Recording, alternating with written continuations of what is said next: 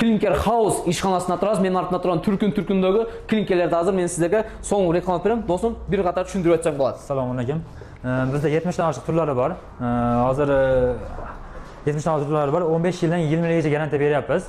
Hozir uyingizda pishyangish bo'yicha ustunoq qilsangiz bo'ladi bundachi. Reka to'qiysiz, rekani ustidan bu klinker jarmashtirib qo'ysangiz bo'ladi-chi. Shu vaqt bu qilish shart emas uning umuman. Negizi o'ta o'zgarcha ekan.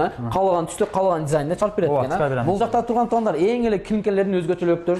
Naqda. Bu haqiqiy mramor toshdan quyilgan bu. Mramor toshdan. Rastor ham o'sha mramor toshdan uni bilan shakardan bo'ladi. Ashundan quyilgan, bunga pisok qo'shilmaydi-chi, atsiya qo'shilmaydi. Bu shebindan quyiladi-chi. Buni garantiyasi 25 yildan 30 yilgacha. Oho, o'ta dadil ekan. O'sha klinkerlar hozir qanday jaslab deb aytgan bo'lsangiz, men sizlarga bir qator tushuntirib o'tayin, sizga tushunlikli bo'lsin deb. Bu turganlar tusdir, oq sement, aksep, seri sement, anan bunday bo'lgan fibra. Fibrani jaxshaqlarni aytib o'tdingizlar. Fibra toshda seviyasiga yordam beradi. Turgan sari pishiqlashib ketaveradi bundachi. Suv turgan sari pishiqlashib ketaveradi, suv emgan sari. Chunki masalan betonlarga karkas to'qiymiz alma turadi-chi. Bu klinker karkasi shu fibrada. Bu men qisqa jalpaq bilan tushuntirgan atonlar biz loyiha vaqtlarizda loyiha shoyiga pishiq bo'lsa, mana o'shunday ekan atonlar. Maga atonlar, biz bugun Klinker House'da bo'ldik.